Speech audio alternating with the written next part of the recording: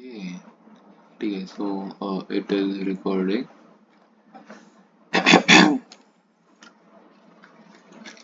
need to tell me.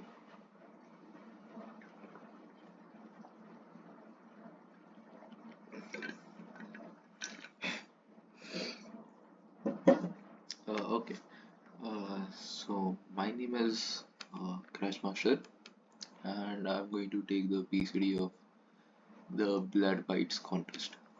So Bloodbytes is an event that happened in DSMV, College of Engineering, and we were the one. It happened in DSMV College of Engineering, and yeah, and I was one of the OC in that. So I was one of the organizing committee. I was one of the members of the organizing committee in that event. So yeah, let's get to the discussion of the problems. And obviously, since I was one of the organizing members, I did not give the contest myself. So all these questions I've done it later on after the contest. So first question, there are entire contest is divided into three parts, three rounds. First round was Blood Bites Begins, and it had 7 questions. Second round had only 3 questions. The the format of the first round was a duo. So basically, there are all teams were made composed of 2 members each, and those 2 members jointly solved all these questions. And round two was each member pitted against the other member. So it was kind of a one-on-one, but inside the team that they have selected. So say a team is composed of member A and member B, they will be against each other, and those who qualify from that will go to round three, the blood bites in game. So this is the round. So I'll start with blood bites begins. Uh, First question, Joker's game plan. As you can see, here is the question. Joker is planning. Uh, you can read the question if you want. You can pause the video and read the question if you want. Basically, A is always lesser than B, keep this in mind. And there is a number n, you will be given that n. If it is positive or negative and falls between 1, 0, print blood, else print bites, otherwise print cooked. Okay. So it is a basic if else statement question. So that was basically it about this. So as you can see from the test sample test case, we were given first is T number of test cases, 3 test cases, A and B, the 2 numbers, and then and N. So 3. 3 is between 1 and N. So 3 is between 1 and A, which is 5. Hence we have got blood. As you can see, if it is positive, it falls between 1 and A, C out blood. Otherwise, C out bites. It's just between 5 and 10. 8 lies between 5 and 10, and 12 lies beyond 10. So yeah, submissions and this passed all the test cases for this. Yep. Just pay attention to my void solve. The rest all part of my code is just my template, so you can just forget about it. L A B N C N N. Basically, if n is lesser than or equal to a, C out blood, else C out bites, else C out cooked. That was basically the entire question. There was nothing more in this question. So yeah, that was basically it. Also constraint were it cannot be lesser than n, lesser than 1. So yeah, here there was no zero case. There wasn't an edge case where n is 0 or anything. So yeah, that was basically it for the question. And moving on to the next question. Highly trial of madness. Yep. So Joker has been captured. Okay. Uh, the whole power value represented by integer AI. To break the seal and free him, she must complete the whole final puzzle and choose two mirrors such that I percentage k equals j percentage k. Okay, cool. And we can swap those. Alright. We can perform the swap at most k times. Uh, where was this one?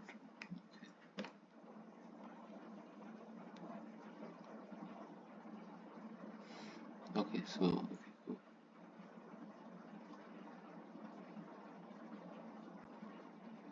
This,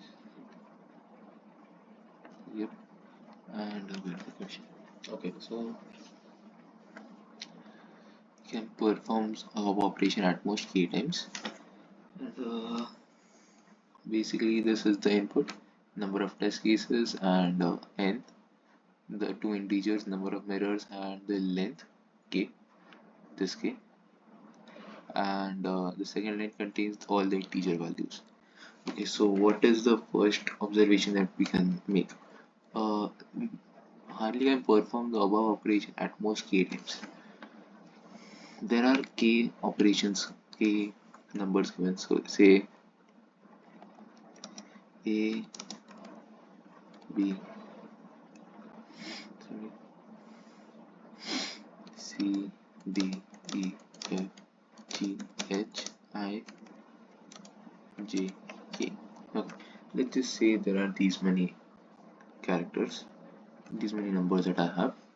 What does it mean when it is said I can perform the swap operation at most k times? So let me. This is basically just add the entire sequence again. A B C D E G H I J K. Let us say the sequence is something like this, and it is jumbled up. Let's say that. So what I want to do is I can only have k switches.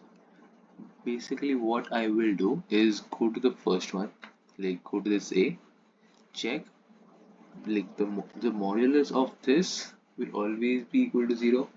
When we take input, our for loop starts from I equals 0. Okay, and we will run that for loop till I equals k. So after that point, it will get repeated again. Like the modulus of k, modulus with respect to k will get repeated again. So that was basically what I did. Went to the first one, saved it in a separate vector. It might not be the most optimal one, obviously. We could have also simply manually checked for the for loop, like manually stored a separate count. Another option that I can think of right now was we can just do the entire thing manually. So basically, go to the first one, take it as it is, and find the max. But do you have to find the max, right? Uh, Yep, maximum sum. So we have to find the max. So what we could have done as well was go to the first one, do the max of A of I and ln min, and continue that again here. Like when we get to the z k percentage j again, I percentage k again. The modulus with respect to k becomes equal. Just continuously do the max, find the maxes of previous one and previous max and current one. So we could have also done that, but I basically created k different arrays and continuously stored all of them into a new array, sorted all of them, and just took the first element, sorry, reverse sorted all of them, and just took the first element out of all of them. So let me show you my code. You will understand better from my code. Yep, as you can see here, I took the input. Here I took the input uh, in as a 2D vector, and here k. So as I said before, my vector kind of became like this. If I had to represent in my way, it would be AA, B B, C C, D D, E E, F sorry F F, on and on and on. Basically, you get the point. Why is this happening? Because I'm taking this input in the first one, this input in the second one, and since there are k vectors, I am taking input in each one of them and cycling through them. Here you can see that I'm cycling through them. LLB, so this is for the input part. If and I'm inputting this into A of I percentage k. I'm cycling this into all of the vectors. Then I'll sort all of those vectors into uh, I'll reverse sort all of them, and for the sum part I'll just add the first initial value of all of the vectors and see out sum. If you guys do not understand anything, feel free to drop a comment or anything. I'll try to answer them as much as possible. So yeah, this was basically my logic. It might not be the most optimal. Again, most optimal would probably be something like uh, type. No, I cannot type. I'm just giving the pseudocode-ish. I'm not submitting the real answer then. But yeah, probably the most optimal might be something like have a running max vector which has a max.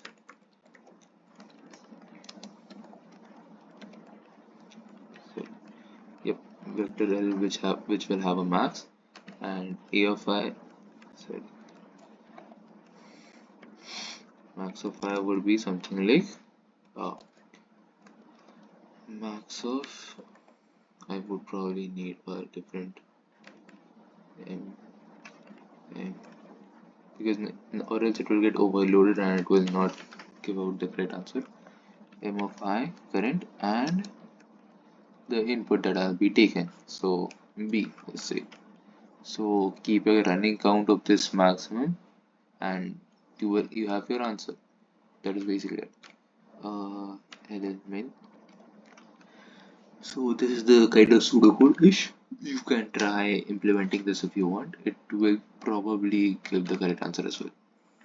It should give the correct answer as well. But I thought of the vector one, the first vector one. That answer struck me the quickest, so I implemented that and it worked. As you can see, I got AC. So next question. Third question. Warren's haunted travels. So yeah, they are. Oh right, this is that one. Uh, so basically they are moving from S to F. You are given a string with alternate F with F's and S together in a order, and you have to find out how many. If you would just print yes if they flew more times from Seattle to San Francisco, and print no if that is not otherwise. So yeah, again also this is strictly more flights from Seattle to Francisco. Alright. So what again observations?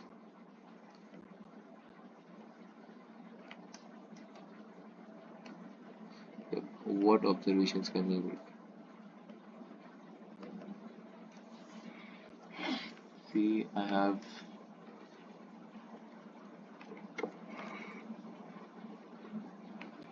let's just take this test case for example. How do I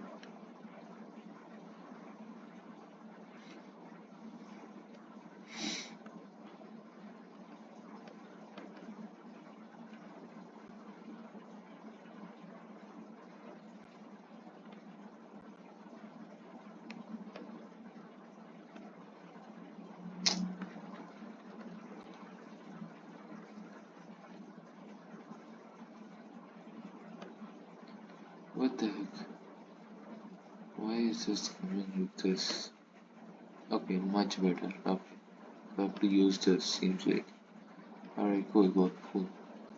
So let's just use this test case for example point of view.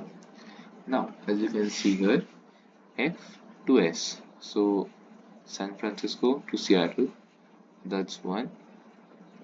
I'll maintain a running tally here. So that's one flight. And Seattle to Seattle, there is no flight. And Seattle to San Francisco, that is one flight. So score is 1-1. And since we need strictly greater, the output is no. Next.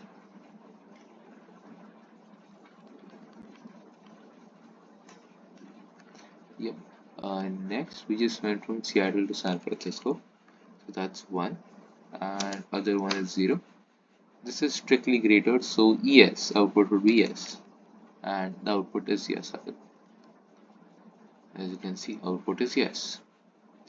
Now, case 3. I'm not going to show this because it's just straight F, so there was no flight that took place, so output is no. Next question. Here output is yes because I'll do the tally. San Francisco, sorry, Seattle to Francisco is 1. Then Francisco to Seattle is again 1. Then Seattle to Francisco is 2. Again 2. And from here to here, that's 1. So 3.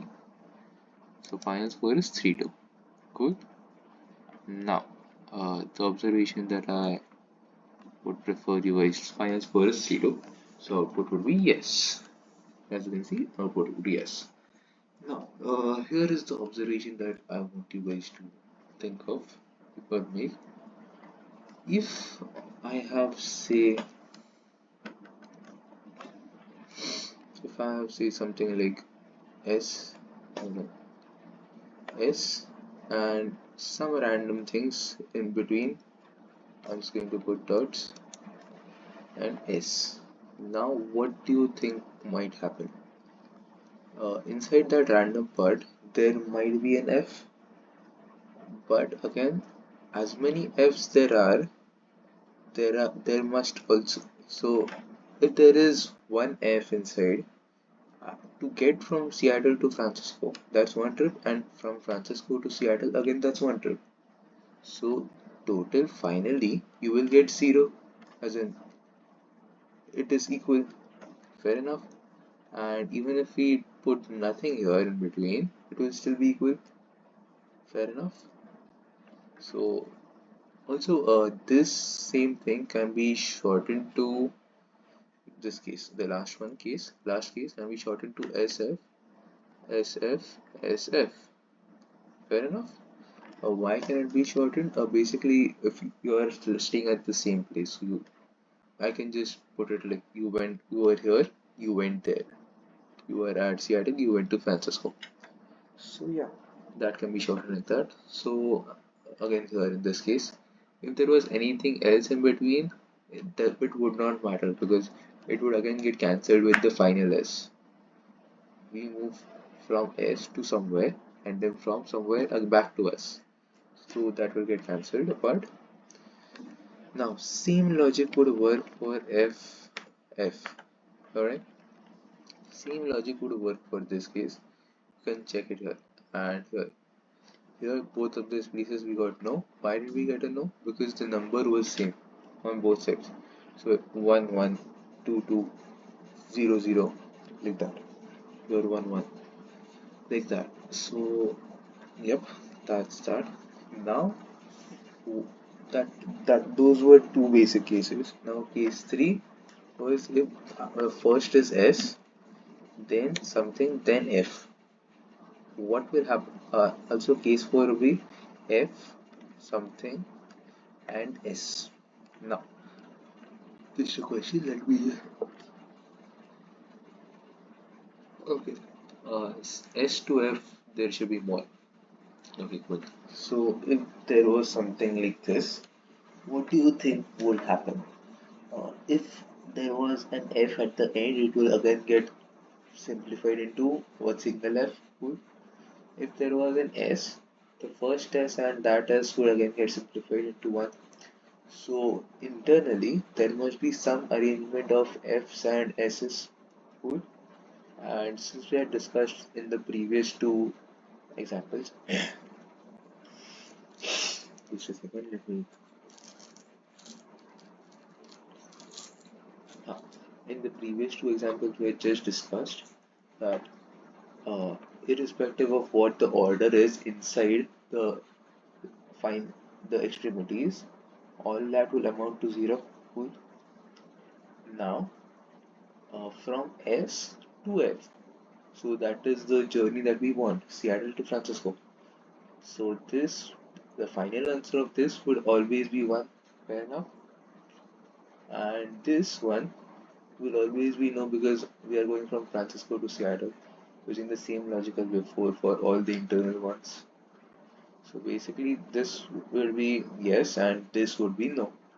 And that is pretty much what I did. And again, it was that easy. Yes, you just have, it just has to strike to you and yes.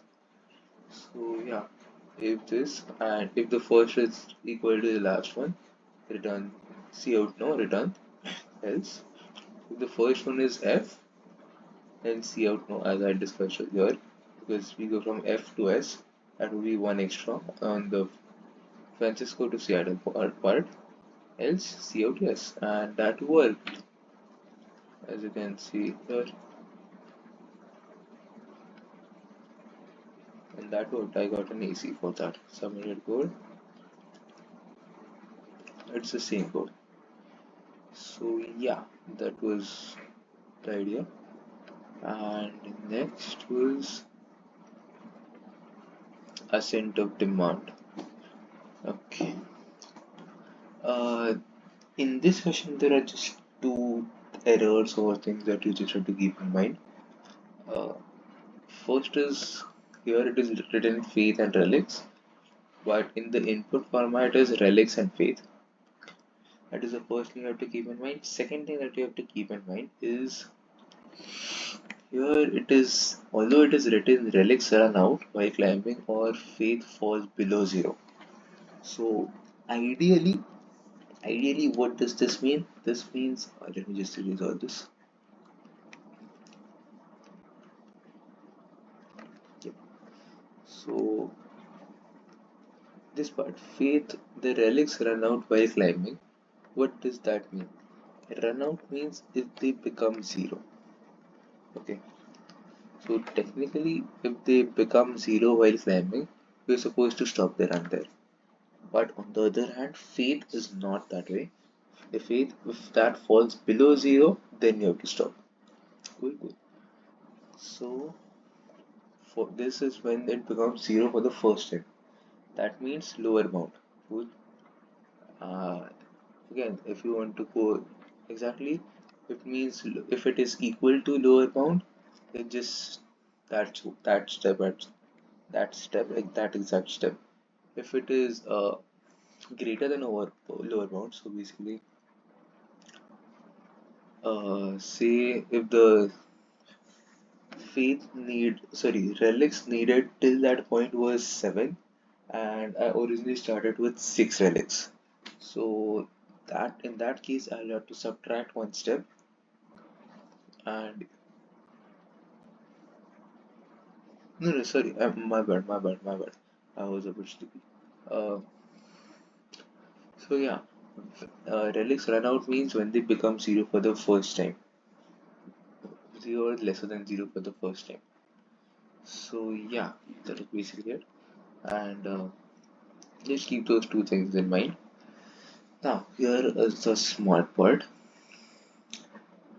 If you just do brute force, as you can see, the constraints are given such a way that it is 2 into 10 raised to 5 multiplied by 2 into 10 raised to 5 for each query. So that is even just that much is 4 into 10 raised to 10, which you cannot compute on your own. And relics and faith are 10 raised to 9, so I do not think that will matter much. But still, you are in 10 raised to 10 range, and that is not possible. Hence, we use something known as prefix array. what is a prefix array? You ask. Prefix array basically, let me just take this and write it. Prefix arrays basically make another array based on just the prefix of this array, and it will have some pattern or logic based on what we are making those arrays. So 7. So to read basically here what I did to reach 7, what is the minimum number of relics or faith that I need to carry with me? It is 0. It's 0 for relics. This one is relics, this one is faith. Okay. 0 for relics, 0 for faith. Now 4 is lesser than 7. Okay. So uh, here I plus 1 is lesser than k. Faith decreases. Faith decreases. So if I want to get to 4, my faith originally should have been 3. Cool. Where after it decreased by 4 minus 7, come absolute value, it will become 0. Fair enough. And again, this one will still be 0. Then now we increased, so this one will have 3, and this one will still have 3. Since they are equal, no change. 3, 3, and after this, it again decreases. Since it decreases, here there is no change, and here there is how much? 4. There is a change of 4, so 7. If you want to be able to traverse this whole thing, you would have to carry 7 beforehand with you. So that is the basic logic of prefix sum. Also note prefix array. Also note, very important note. As you can see with this prefix array, it is always in an ascending order. Here in this question, it is in an ascending order. And since it is an ascending order, we can just simply use binary search on that. And that is basically what I did.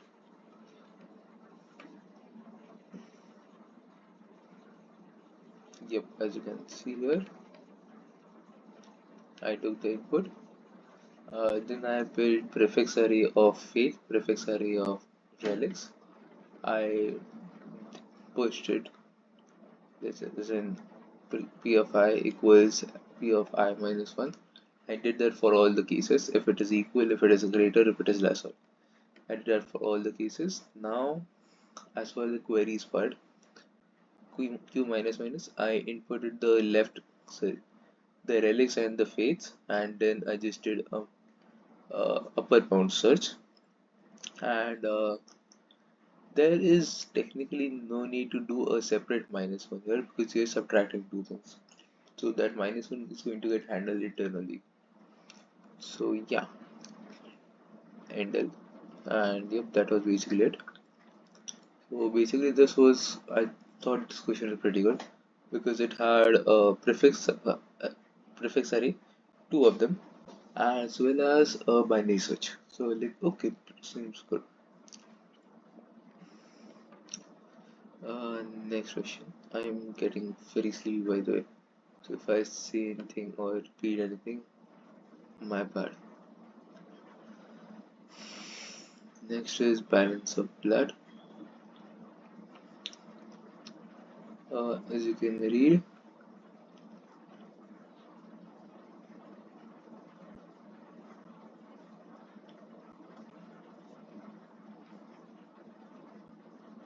oh, sorry, sorry, I'm kind of asleep.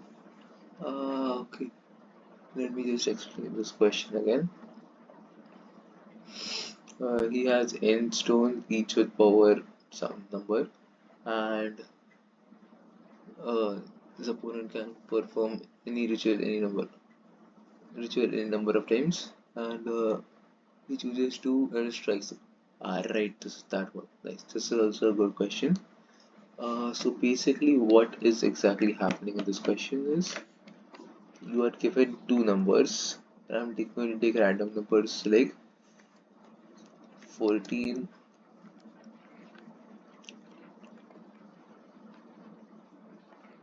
14 and 19, say. So since 19 is greater, 14 will remain 14, 19 will become 5. Yep. Now since 14 is greater, it will become a 9, 5. Now since 9 is greater, it will again become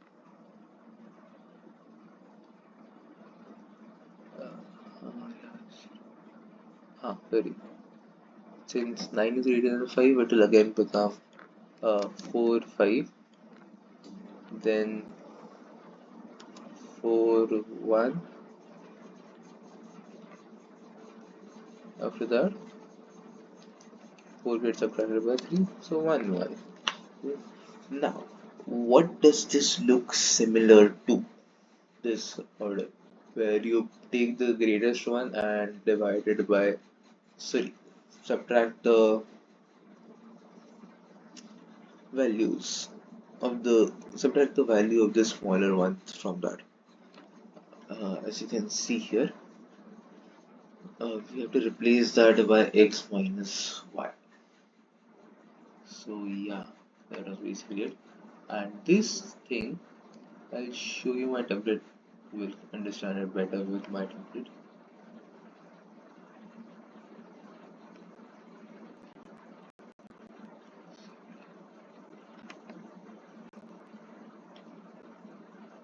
Yep, in GCD.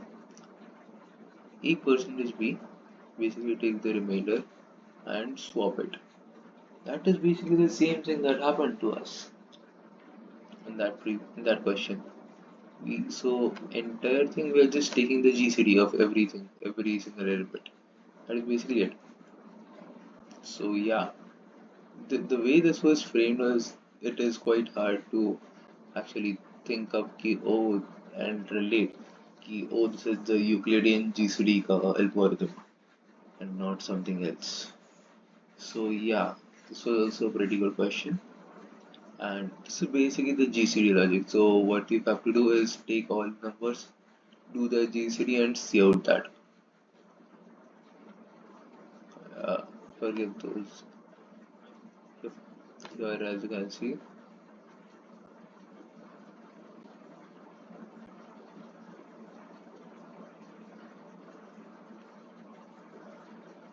yep, feeling very sleepy. Here I took the input if n equals 1. See how this is the first one. This I sorted it. I've sorted everything. Took the first one as G. G is a GCD, current GCD, and just iterated basically.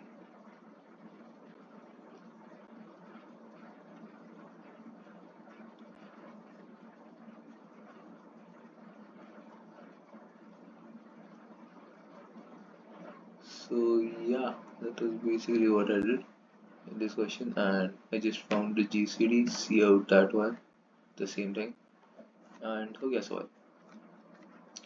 So next question.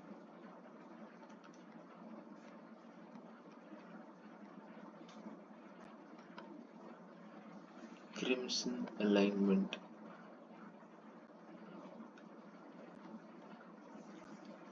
Uh,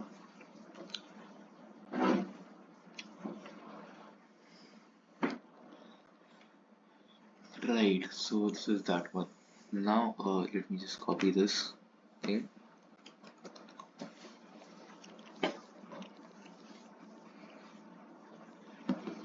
Paste it in my Excel doc. Again, I'm kind of blitzing past a lot of questions. If you guys have any questions, any doubts, any issues in the code, uh, go ahead and paste it in the comment section. I am feeling highly sleepy right now, so yeah, kind of blitzing through everything.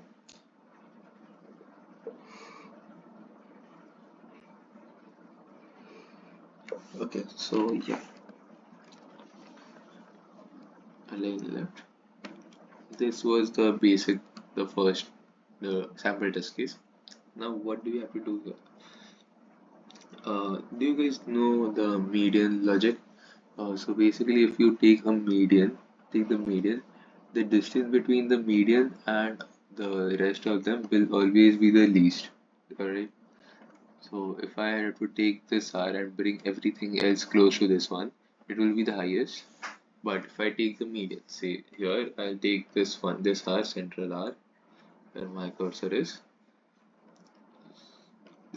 Then sum, the total moves that every other R would have to take to get to here, get too close to it, will be the minimum. So yeah, just keep that in mind, and that was basically the only thing needed to solve this question. Just take the median. If there are two, you can, if the total number of R's is even, you can take any number, as in take either one of these two. So this R or this R, any one. Okay, it is not getting clicked. But any one of these central R's, the output will still be the same. Alright, so that was basically it for the code, and let me show you. Yep, there we go. Yep. Uh,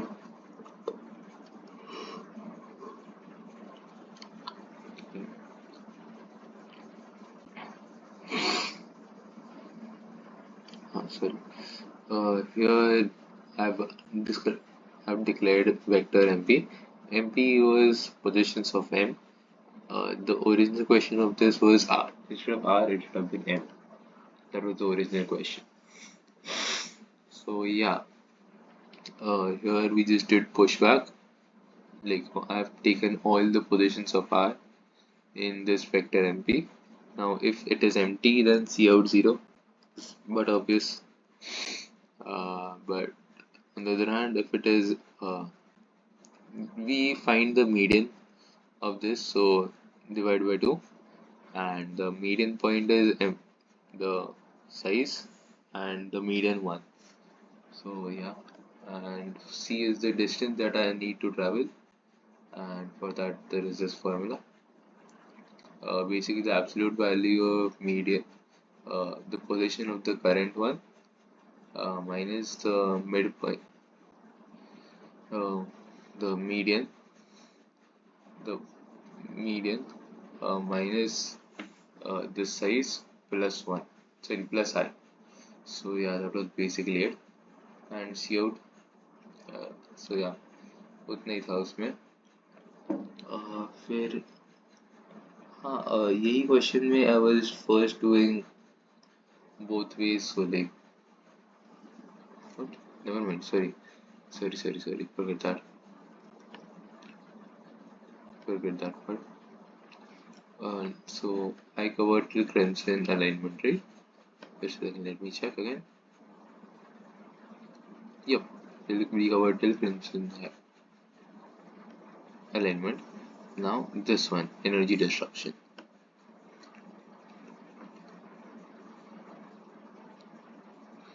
Engine draws power from streams L to R.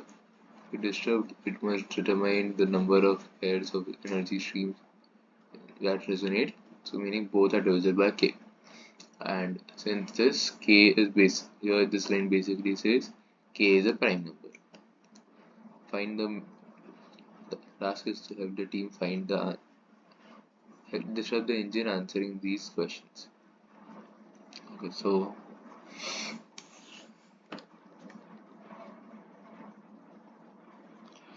sorry. So in this question, yep.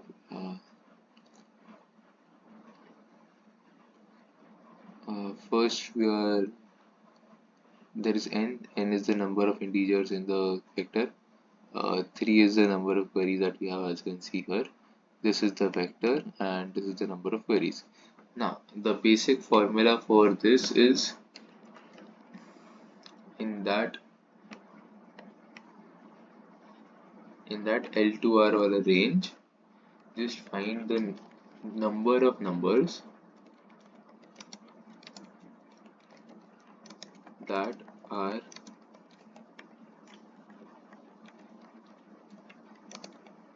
divisible by the k that you are given. And so yeah, here. So what do we do if we have this number? Let's say this number is j. So if you want to find a total number of pairs, what we will do is pairs equal j into j minus 1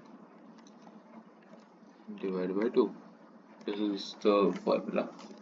So that is exactly what I did. I just did the computation a bit to find uh, which prime factor is divisible by these numbers. I use SPF, smallest prime factor, and using that I did this. As far as the submissions go, you're gonna have a look at my code.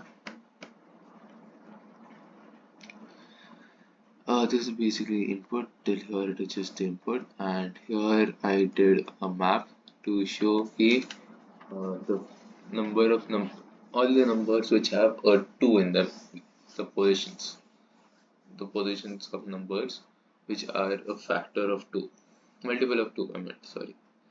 So we just find them and pre-compute the entire thing, pre-compute the prime factorization, and push back the answer in this map, because here it is vector, LL comma vector, so I can push back into it. So yeah, for each query, what did we do? Just took all the input in, then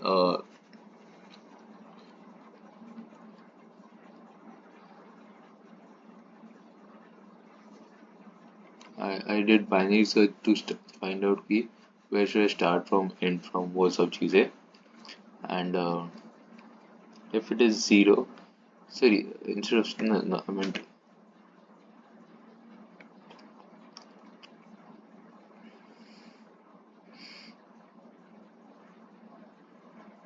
yeah, it is begin doing.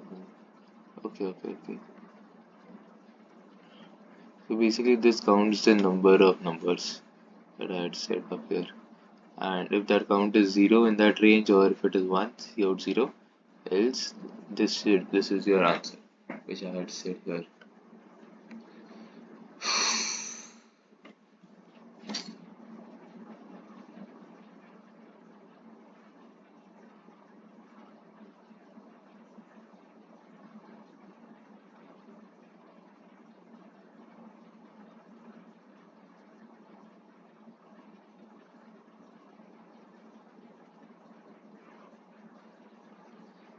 Sorry, it dozed off a bit. Again, my bad. You can just fast forward that part again. I do not remember how much I dozed off, but yeah. If the number of factors in that range is 0 or 1, see out 0, else see out number of factors multiplied by factors minus 1 divided by 2. So yeah, and here we find out the number of factors itself, the upper bound part, this one. So yeah, that was basically it, and कुछ नहीं थे सवाल. So ये contest का हो गया. Next was round 2. I want to stop recording, but if I do, I would not. I do not want to say that I edit everything out. So yeah, I'm just going to let this play as it is. Let's just do the first one, which has the most submissions and everything. Crimson Coronation. This was basically the candy cut the rope wala problem from CF, Code Forces. Basically, what is going to happen here is basically you have to find all the strings that you can cut so that the candy will reach the bottom. What do we do in this case? If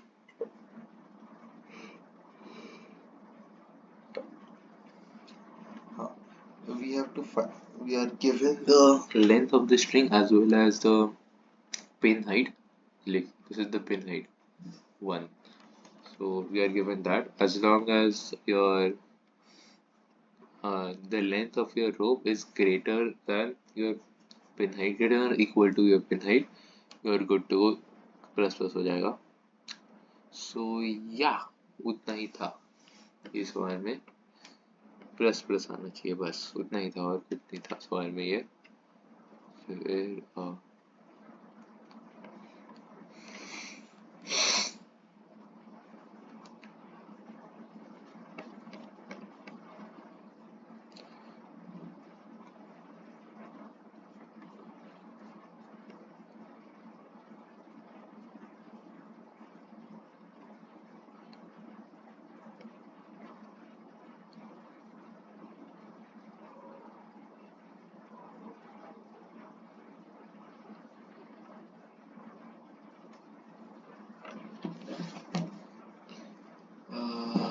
sorry, hello, I'm back. Right, so I had explained this basically, and you can check my code. Yep. So I'll take the input, parallel parallel, and then वही same input अच्छे से लिया. फिर और क्या था?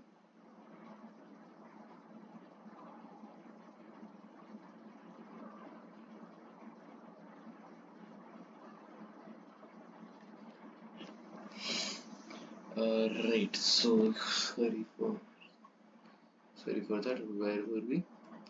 Alright, I'll explain that it should always be greater. As you can see here, a of I is greater than second. A of I dot first is greater than second. So C plus plus. And finally C out C and L. So yeah, that was basically it for this question.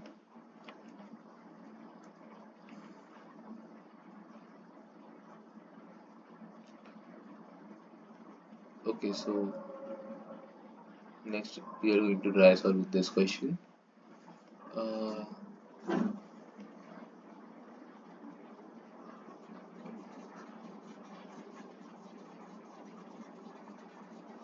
for this question, how do we do that? Just a second. Dreams K units of life. Okay. It has to determine how many seconds it takes for all soldiers to perish. So what we basically do, we just find the ceiling of, divide all of these by K, the held train per second, and find the ceiling. That is it. That is basically it for the question. And we have to see out the ceiling. Do obviously do not go manually like subtracting minus 3 minus 3 minus 3 and counting the number of times you iterated like this. Do not do that. That is wrong. That will definitely give you a TLE. Because look at the constraints. So yeah.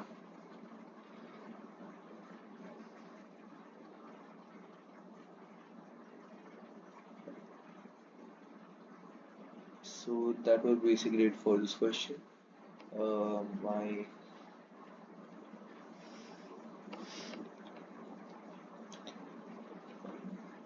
my code is just this much. LLN, CNN, vector, I, फिर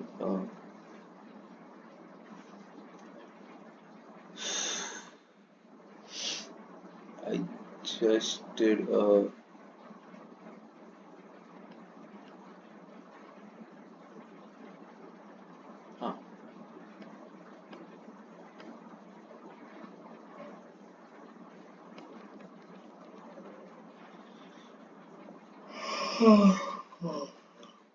Sorry.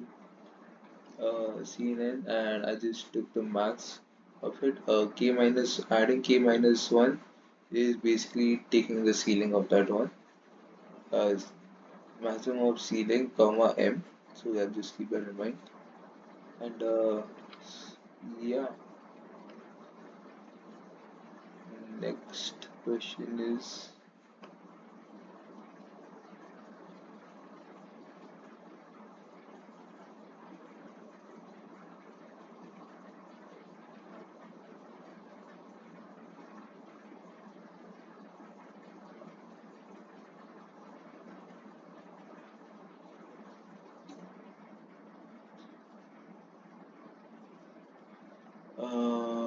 right, sorry, I again zoned out. I explained this, right? I explained those two, both of them. Here, just take the ceiling. So yeah.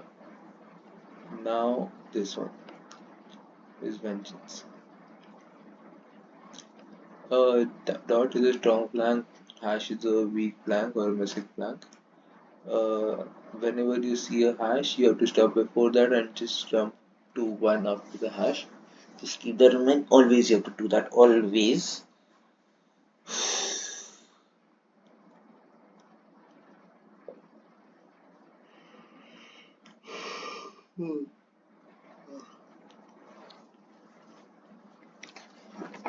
Sorry, it will have to jump only once here. So from here to here, you can jump. So yeah, just keep that in mind. And as far as how you can solve this is a DP question. Okay, I'm not going to sugarcoat it. Uh, you cannot do it by greedy. This is the DP question. So how will DP work here? Basically, what I did was whenever I spot a hash, it is basically thinking of it as a separate subpart of the question. Cool, cool. And now I think the energy cost formula is given. Yep, this is the energy cost. B is the final one, A is the initial one, and again B is the final one. So just iterate over it and build a DP array. That is what I did. If you guys do not know how DP works or anything, I would recommend Striver. Uh, Basically, I'll explain what DP is for now. DP is basically go. You are at a point I. Just now find the best possible way to. What was the best possible way where through which you reach that point I? Okay, that is basically for DP in this question. DP is basically you store the answers to the questions that you have solved previously. So, how am I able to apply DP in this question? The final question that I need to solve is the total cost that I have until I get to the last one. But if I just simply try iterating from the last one, again, you can iterate from the last one, it's not wrong. But if I just straight up try to find the value at the last one, if I check it here and try to get 151, that is not possible again. So what we do is check from here. Can I jump here? Can I jump here? What is the minimum cost? And then from here to here, like that. So what is the minimum cost till we do all these steps?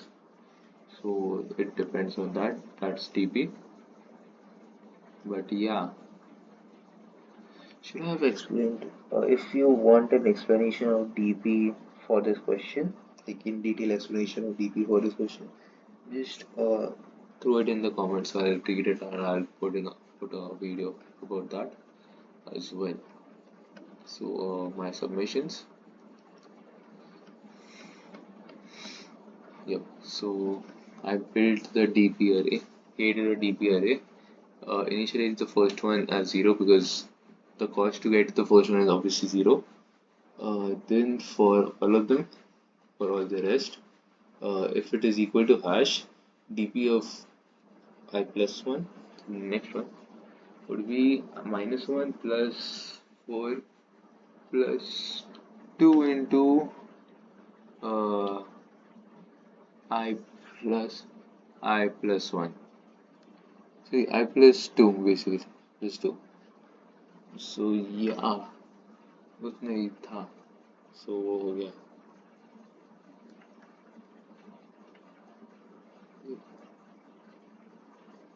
So इतना ही था and we made the DP like an installation from here and here we just again same DP but for all of them.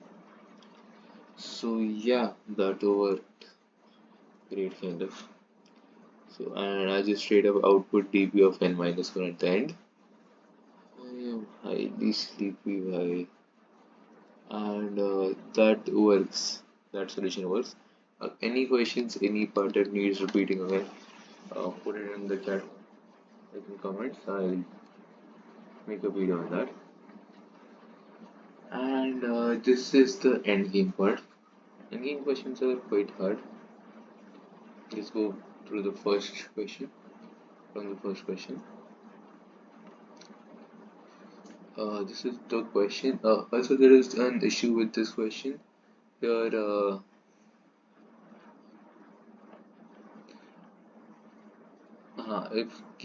if n and k are equal, then it should print 0. In the test cases, it is printing no. I have spoken about this to our heads, and they said they will do something about it. So let's see. So yeah, let's see. Basically, this is, if you guys do not know what MST is, this question is about MST. We are trying to find the number of minimum spanning forests, the minimum cost of a minimum spanning forest.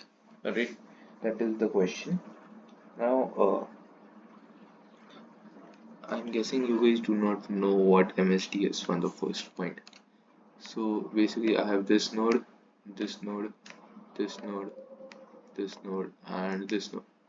All of them are connected some way or the other.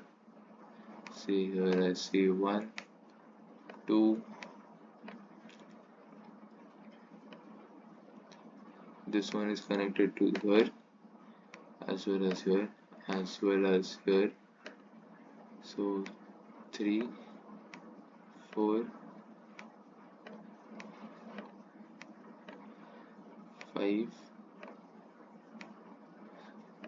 5, and 6 is why not. Now, basically, minimum parity is it finds a way to connect all these nodes such that the total edge weight of all of them is the minimum. Okay, so I'll take this one, take this two, take this three, like that. I'll keep on going on and on and on.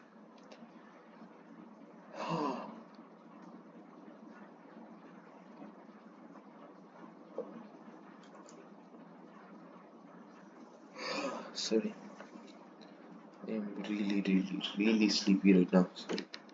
So that is basically MST, the minimum total edge weight that we have. So yeah, that is MST. And in this question, we are supposed to create k components. So most basic edge case would be if k is greater than n, that is the number of nodes, then it is not possible. Straight up hard-coded part. Uh, Next is if k.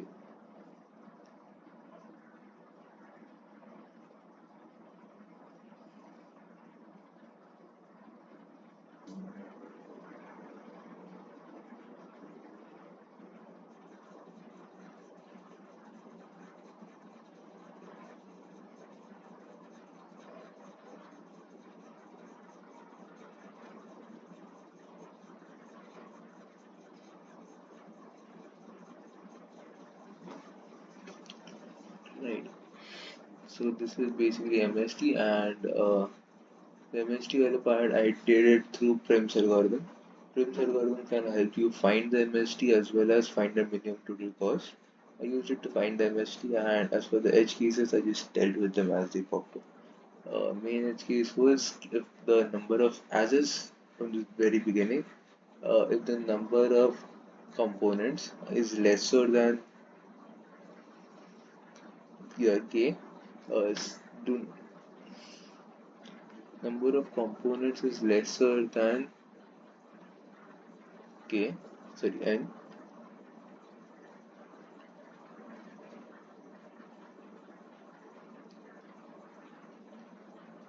Okay ठीक है चलेगा हाँ so where it is written it the kingdom must divide into exactly into k provinces. K provinces is uh, where they have cut it, and that is an isolated thing, that is separate thing. So yeah, but yeah, here basically what I have done is for this question, and again I'm sorry, this is going out really sleepy-ish. I am highly sleep deprived and I need to sleep.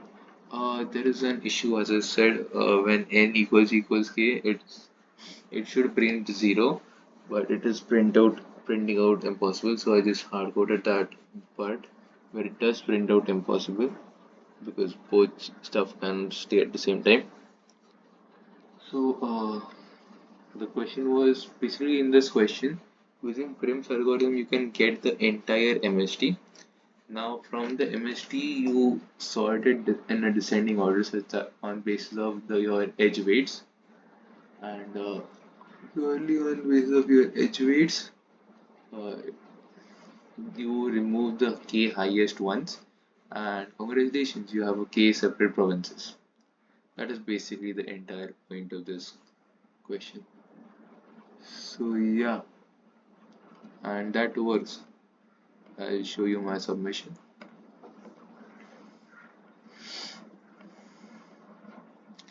Yep. So input, and this is the node 1, node 2, and the weight. I just input all of them, and this is adjacency list. Adjacency list helps you describe a graph, depict a graph. A graph can be represented in adjacency list and adjacency matrix, both. So I just took this main value because why not? I just thought it was better, but there is no difference actually. And I pushed the weight as well as the nodes that get connected to it into the adjacency list. Then after this, I just iterate over the graph. This is technically the Prim's algorithm. What changes did I make here? If this is not equal to I, basically if I haven't visited and this part of the graph is not connected to the original graph, what I'm doing is basically increasing the number of components, decreasing the number of components that will need finally by one because there are already two separate components. So that is what I did.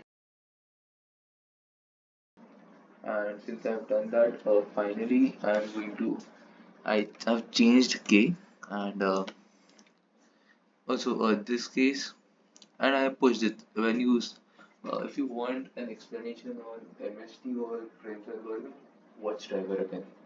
Driver is the best for this part. But if k is lesser than 0, what does this mean?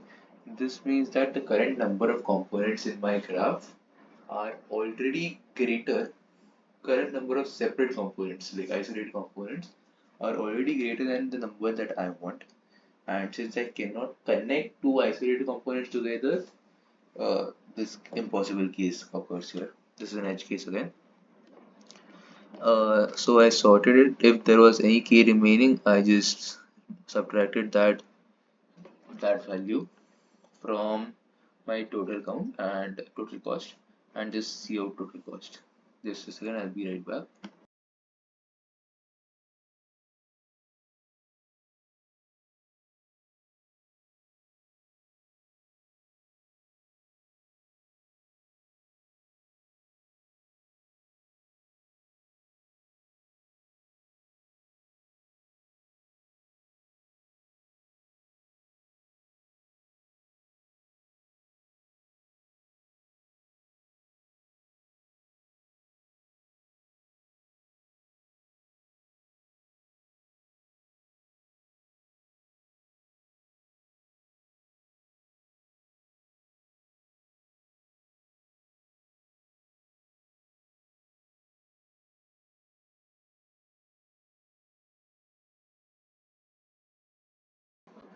Hello.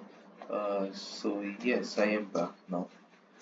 So this was mainly MST and using Prim's algorithm. If you did not know Prim's algorithm, I guess Chris, I'm not 100% sure, but one of my seniors gave me a DSU का solution that using DSU also works. DSU is discrete set union. So yeah, that method also works. This DSU is a let me see. It's a new data. It's another data structure, and I am not proficient in data structure. in DSU specifically, I thought Prem algorithm would work. It works because you get the MST as it is, and then you can sort it, reverse sort it to get subtract the uh, weights of final weights to get K individual components in the MST. Uh, Formally, these K individual components are called minimum spanning forests because all those individual K components are MSTs themselves. They are minimum spanning trees themselves. There are multiple minimum spanning trees, so it is called a minimum spanning forest. Just some terminalities, terminologies. So not that important, but yeah. Uh, about Prim's algorithm, just watch driver, you'll understand it. I also did the same thing. Okay, so this was MST. This was solved. Then next question.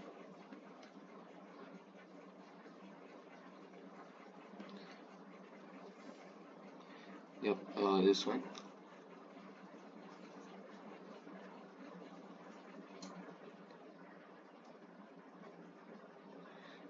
This is very easy. Okay, I'll just straight up say this is very easy. Just iterate over the entire thing. Maintain a running array. Maintain a running value for number of A's and number of B's. If A is number of A's is greater than number of B's, plus plus, do plus plus. That is it. और कुछ है नहीं इसमें. So when there is only one A plus plus, so 1, 2, 3, because there are two A's and only one B, so just 3. No, we do not do anything here after we take this, but after we take this it gets 4. So output 4, that is it. और कुछ है नहीं सवाल में. So हाँ उतना ही है सवाल में. So that is what I did. Code is this. While n minus n is keep a running array, sorry, value for A, number of A's, number of B's, answer plus plus. That is it. So just did that part.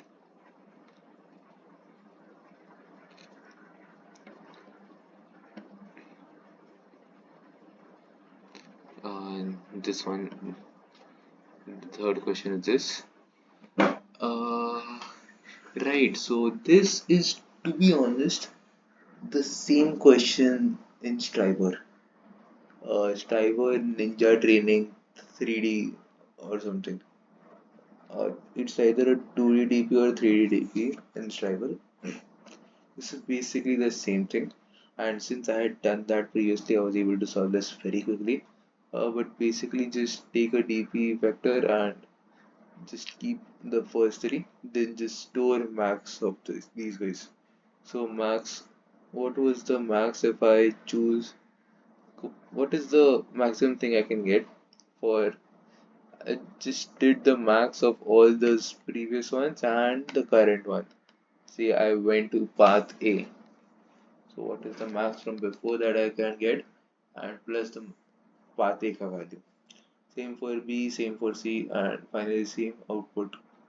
My code ran, as you can see, easy. Uh, this is my logic. LLN, CNN, vector this. उसका input लिया vector का इसका पूरा, and then made a similar DP vector, and this DP of this is the base case. These are the base cases for DP, and after defining the base cases, I just iterated over the entire DP. Again, this is tabulation form. I do not know memoization that well, so yeah, this was basically it for the entire contest. If you have any doubts or anything, comment section is open, so feel free to post there. And yeah, that is, I think, पता है